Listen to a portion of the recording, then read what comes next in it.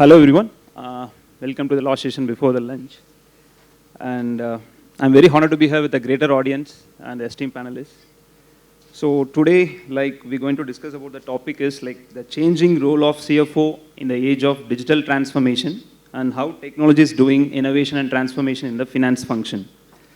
So actually, if you see in the past, CFOs were primarily responsible for financial reports and the complaints. But after the rise of data, that is like big data, automation, and artificial intelligence, their roles are completely reshaping. Yes, like nowadays, if you see the CFOs are not only the integral, stewards of integral financial integrity, but also they handle the bigger strategic leadership to drive the business growth and efficiency. Even one before this session, Mr. Vaibhav have mentioned a lot of roles of CFOs and the pain points what they are facing. So yes, obviously, currently in this data-driven world, they have to take on many responsibilities on the financial side. Yes, let's jump into the session with a great panelist here. So my first question is to Mr. Rakesh. Mr. Rakesh, in this, if you see many data analytics and artificial intelligence are revolutioning in this many aspects of the business and finance. What role do data analytics and artificial intelligence play in the transforming financial planning and forecasting? Yeah, thanks Saranraj for this question and good afternoon everyone. So it's a very good question and previous speakers, all of them they agreed or it's needless to say that the role of CFO has moved into more strategic role, they're strategic partner to board and to the business. So they are enabling business to take decision in real time. And these days our CFOs have been always believing on data to take any decision. So it is now more important for all CFOs and business to take decision on the basis of data. Data is the new oil, what our everyone says. I would say it's not only oil, it's oil and lubricants. The power of data is humongous these days, but it doesn't carry any meaning unless you derive insight from data. So it's about the volume of data, speed of data, data sources, and the dynamism involved in that. So there are multiple things involved there. So both data is, derived from the organization itself, as well as, the changing structure of business, the geopolitical situation, the economic condition of a country. So multiple things have come up into the stage for taking insight from data. It cannot be a static thing. So complexity of business has increased because of these factors. How we can derive insight from the data in this dynamic world? So definitely we need to have all digital and AI technique or technology to draw insight from this data, to bring in information or to enable business to take decision from this data or information. So there are various AI technologies which have been developed. The more I read about AI, I get more insight, I get to see more opportunity for all of us, particularly the finance communities. Now it is all pervasive, whether it is finance, whether it is healthcare, whether it is marketing, whether it is any business for that matter. So we can see a lot of opportunities in every field. So as finance colleagues, we should not be the backbencher in this transformational journey of AI. So we have to keep ourselves updated and see the opportunity which have come into the picture. At the same time, I believe in human intelligence. AI can be, support human beings to take decision. I firmly believe that it cannot replace immediately the human intelligence. Although it mimics human intelligence, it cannot replace as of now. So we can talk about augmented intelligence now. So it is AI plus human insight or intelligence plus experience. So there are various, models in AI. If I talk about those models, we may take days, months. There are opportunities everywhere. That there are early stage, there are medium stage, there is matured stage, advanced stage, multiple things. Then in AI, you have things like ML, you have deep learning. So various technologies are involved. So as CFOs or finance community, we have to explore wherever there is opportunity for our business to adopt this technology and consolidate our position as strategic advisor to the board or to the business. Thank you. Thank you, Rakesh. AI helps, it helps us on the predictive revenue. Like classical example which we get, which people can correlate is I represent healthcare business, and at the typical birthing scenario, a lady has to undergo multiple USG, and those it is on a different semester, at least one USG is there. And if we have a layer of AI, we can easily predict what will be my revenue coming from this, whether I'm missing that revenue or whether it's a time to call for this patient, and then those kind of predictive things can help in my planning in the cash flow, as well as my revenue, which either I'm missing or converting into future revenue. For sure, we can do that. So that helps a lot. Rather than recording that revenue in the balance sheet or monthly MIS, you can predict what will be for sure my predictive revenue with the actual revenue. So another layer of budget and actuals, it is a predictive layer you can add as a column with AI. Thank you, Neeraj, for additioning with Rakesh. Yeah, please, Pankaj. Thanks. I think like we are talking about AI, but the topic is like digital transformation. So digital transformations comes before the AI, because digital transformation will form the foundation for AI, right? And any other technologies, adapting any other new technologies. Otherwise, like directly if you go to implement AI, so AI kab aayi aur kab gayi pata bhi nahi chalega. Yeah, you're right, Pankaj. Actually, that's what I want to say. Actually, in this current market industry, there are a lot of solutions in the market. Like there are completely like financial technology solutions or AI solutions, multiple solutions are there. But how we can sustain on it, how we can transform on it with the digital transformation. So that is the key point to take it up here. And my next question is to Mr. Jayanta. So what are the challenges you face, like the CFOs face in integrating the new solutions with the financial systems or the process? Yeah, I think the primary challenges, can be, divided into, 2 to 3 categories. One, of course, is, the human challenge itself. Because any change will be, is not easy. You cannot implement a change very easily. People or, people whom you are working with, the senior leadership, they're used in a certain way of working. They're used to having those spreadsheets, do their own calculations and things like that. So whenever you are trying to move into a new technology and, you are trying to teach people that technology, because not everyone, is very tech savvy. So that will definitely come as a challenge. So adaptability itself to me, is a big problem.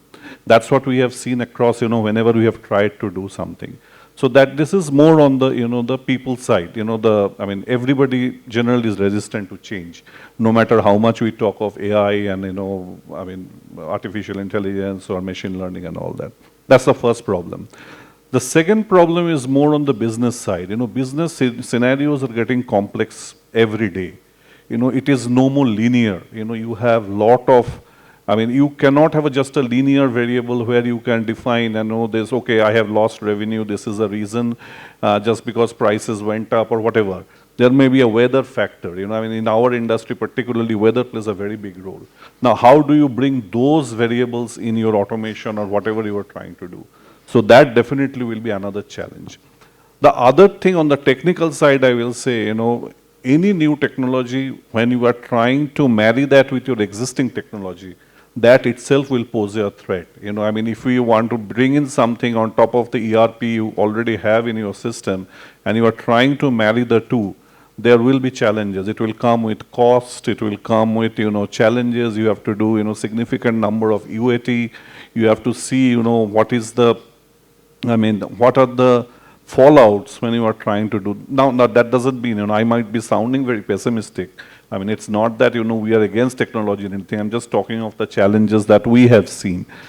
The other problems could be, the maintenance of the new technology itself, because, you adopt to something new, but, then you have to have a sufficient amount of manpower, sufficient amount of checks, cross checks you have to build in, that how you are maintaining this technology, you know, where is the, I mean, what exactly this technology, I mean, are we getting the right numbers or the right expected results? Because at one point of time, it might, we have seen, you know, where maintenance can fall through the crack and we can get into trouble. And last not the least, I will say also there are challenges with security layers, how you build in those. Because when you are bringing in, I mean, I'll give a very simple example, you know, for example, you are doing a report through Power BI, I mean, which we very regularly use. But the question remains how you restrict access. You know, that is what something you have to figure out. Which access should be given to whom? And this sometimes can be a very, I mean, it sounds simple, but trust me, when you do that, when you try to implement it, can get very, very complicated. You know, how to restrict access. For example, I am supporting one sector of the business, I will be only seeing this. So these, I will say, you know, some of the primary challenges, what I have seen, you know, whenever we have tried to adopt new technology, when we have tried to make a paradigm shift. But again, I'm not against technology at all. I mean, this is just, you know, the challenges that, I mean, that might come across your way. But naturally, you have to find a solution, and that's what we are here for, right? It's great. Actually, yes, like there are multiple solutions to make the challenges is like the seamless integration. The integration on the people of what we are looking is, the integration should be on the finer side. It should not be disturbed on the existing side of what they are using in the reporting sectors. So it's a great answer, Jayanta. And then moving to Pankaj. So as you mentioned, digital transformation is a major buzzword, like you already mentioned a couple of minutes ago. So what does the digital transformation like? It empowers CFOs to provide the strategic insights and also the business growth on it. Yeah. Can you hear me? Yeah. Yeah. So I just want to make that like digital transformation. So what does the strategies like the CFOs maintain to make the business growth initiative on the particular product of like strategic insights, or like how the digitally transforming the current financial strategies? So we see that our traditional and compliance driven finance, like which is core accounting and compliance, will often fall short when meeting the requirements of strategy and business growth. So that's why digital transformation is very important in that area, where because the business strategies in current environment, it has to be agile. Your response to the market should be very rapid. So in that era, digital transformation is very important. Apart from it, you can in your regular or existing accounting, your core things, there also you can use this so that it can free up your resources, which you can again further utilize for your strategic and strategic things and growth initiatives. Real-time data, basically the real-time data is definitely important for digital transformation. Like in this digital era, the data is easily available, information is easily available faster, and also the relevant information. So the timing is the essence, basically. So if you are not able to support the business strategy on the time, then it is useless, right? Now at the same time, apart from your existing things like existing finance, it will also help in management of risk. Like when you are better informed and you will have better insights, then definitely you can identify the risk and mitigate it in an effective manner, right? So apart from it, as I told that this is also laying the foundation for any new technology. Without digital transformation, you cannot go for any adoption of new technologies. So that is again a significant thing. And obviously you can leverage the digital tools for your like cost optimization and profit improvement. So therefore, that also supports your, business strategy and growth initiative. One more thing which I would like to add is because we are talking about business strategy and the growth. So obviously, it has to be supported by all the departments in the company. So this digital transformation will also help up in interaction with other departments.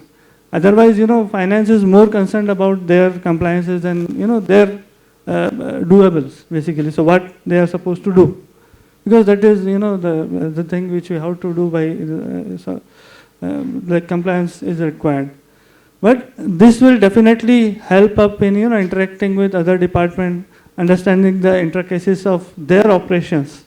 Thereby, the collaboration, overall collaboration is increased, and ultimately it is going to help the strategy of the business mission, vision of the company, and will drive the growth faster. So these digital tools definitely empowers the finance leader or CFO in this ever changing and evolving business environment. So that definitely CFO can contribute it significantly for through these digital tools. CFO can definitely contribute to the business strategy initiatives, can make better informed decisions, and ultimately they can contribute to growth as well. Thank you, Pankaj. Neeraj, you want to add something? I want to add is that the classical strategy, we as a CFO we provide strategy to the business, and we are strategic thinker and responsible for that. So, and when digital comes, we are a digital gatekeeper apart from the financial gatekeeper. Role has changed from a financial gatekeeper to digital gatekeeper, and that is the need. We are responsible for with the change in the compliance, change in the data protection rules and consumer protection, the business where we come from. So all this is important, and the digital transformation for us is it's not a need, it's a necessary. We operate business in different geography, different countries, and with the digital transformation, classical example is the medical records. We can operate a hospital without an electronic medical record, but that is the biggest digital transformation we as a CFO can push for the management, which is very difficult to be accepted by the doctors, where they are very easily can script on the things on the paper. But when they have to write on a piece of a tab or a mobile, it's a little bit cumbersome in a structured way. Writing on a paper is a very like an Excel sheet. You can write anything, anybody can write anything. But writing on a electronic medical record is very difficult. So we push for that, and then outcome is that it makes easy. The most important part is the audit is easy. When the audit comes, the auditor can audit it any part of globe. And we are headquartered in Europe, and the global audit wants to see any physical record, then we have to scan and then transfer those records. Again, there is a question of data protection comes. When we push for the digitization of the entire business, life becomes easy for all of us. So even audit is easier, revenue recognition is easier, everything is quite easier. So that is like not necessary, it's a need. You have to trade that part. And another important part is that navigating the digital data, you can get immense data. Even AI or cognitive things, what we have seen in the presentation, helps you to decide about your wisdom. You don't your own wisdom. It's the data-driven wisdom. With the help of technology, you can decide which data to look and which to not look at. Can I add one please, example? Yeah, I have come across very interesting example, which is published in Kellogg's School of Business. It's about Infosys. In 2017, senior manager of Infosys or senior management of Infosys, they found that it's not a new topic. In fact, it's about the bench utilization in all IT industry. It's a common problem. They found that their resources are not being used properly, and whenever there is a need, whenever there is a customer requirement and all, they are not able to deploy resources in time, and the cost of bench also is increasing. So their CTO and CIO and CFO, all of them, they work together, and they understood where is the problem. There are multiple problems. In fact, they tried to solve with one digital tool or digital system. So it's again now they're now selling that to their customers at later stage. So what they have observed, many of the managers, they're holding resources, saying that we are holding them for strategic reason, we are anticipating customer demand and all sort of things. So similar thing is also available there in supply chain management, same inventory management. So taking cue from that, they developed one solution which is called talent management solution, which can on real time tell them which resource with which skill in which department is available. And when someone is countering that, saying that I am holding this resource for strategic reason in anticipation of business, so that is again integrated with your sales and marketing team. So on real time basis, they come to know that what skill is required for that business which they are anticipating, and then system provides that input to senior management saying that these resources are sitting in different divisions or different locations, please make use of that. Apart from that, the training department is also getting insight which technology they have to train their resources. At the same time, your performance management is also driven by that system. So multiple benefits they're getting out of that talent management system. To quote the numbers, with this system, their productivity has increased by 4%. For a company of 300,000, 4% increase in productivity is humongous. And their billing per capita revenue has increased from $50,000 to $58,000. So you can imagine the impact. So this is the power of digitalization I would like to mention. Yeah, thank you. Thank you, Rakesh. You want to add anything? I'll just say, I think the role of the CFO has, we have discussed, plenty about it. There are many seminars. I think the role is changing from what to why. No more your job is to explain, not to tell what, you have to tell why it's happening. And any digitalization or, that should be trying to solve the problem. If you are not doing that, then of course your efforts are wasted. If you are not able to get a seat in the table and explain why this happened, why I have been, missing my target, why I have been, missing my plan, and that is exactly what all the efforts should be, aimed at. Because I am seeing this is in last 25 years, this is where the sea change is happening. No one is anymore interested in the what anymore. That's taken for granted. Unless you explain the why, and that is where, you should put your resources, your cost and everything when you are trying to, automate or bring in any kind of digitalization. Thank you, Jayanta. So to address on this also, fortunately we have many cloud solutions nowadays. We are also one of the cloud partner, we are providing GST solutions to the companies. So what is the major role, what is the major role of cloud-based solutions to this industry to make them as a streamline for the process and also to reduce the business costs? I'm going with Mr. Rakesh and followed by anyone who can answer on this. Sure, thank you. Cloud, definitely, there are a lot of debates between cloud versus in-house. Cloud definitely, in my view, has got an added advantage. In terms of scalability, in terms of cost, in terms of flexibility, in terms, suppose there is a new updates which are coming out. If it is in-house, certainly you will not be able to spend time and effort to build that update. And requirements are changing. We have been talking about CFO's role, so it's very dynamic. So to address that dynamism, also you have to rely on cloud solution. It's a better solution in my view. And if we look at the bigger corporations, be it Microsoft or Oracle or SAP, all of them are now providing cloud solution in their ERP. Again, it is integrated with AI. So when we are talking about AI again, cloud and AI, these are new technologies. They go hand in hand. In fact, AI is something which is building on the whatever training you are giving or the data you are feeding into the system. The more the experience, the more will be the accuracy.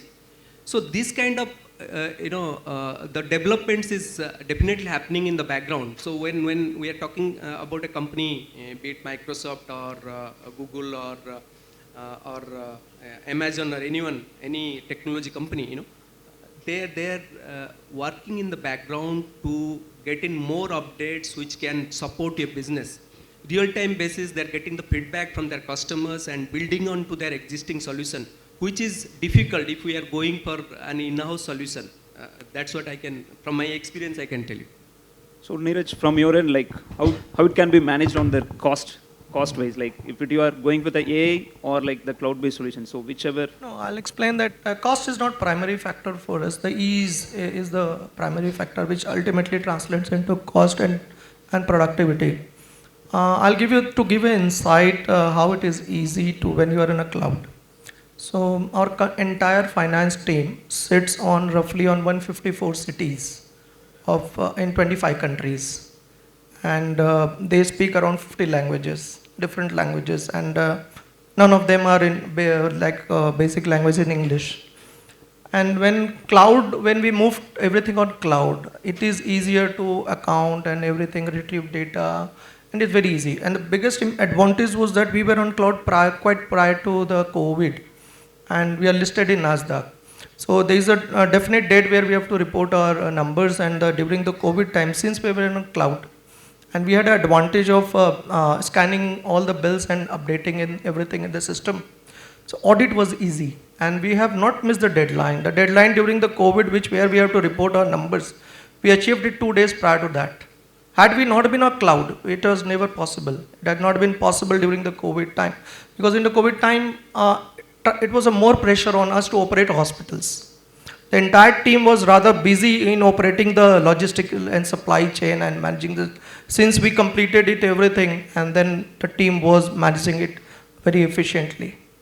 It's a great answer. The example is very good. Like the cloud, whatever the thing which is served on the part of like COVID time is very helpful for the financial team. So one thing I want to conclude here is the future of finance is completely on the data-driven strategy and also with the collaboration of between the technology and the finance. So thank you, gentlemen, for the great experience and the great insights which you have shared. Thank you, audience. Thank you.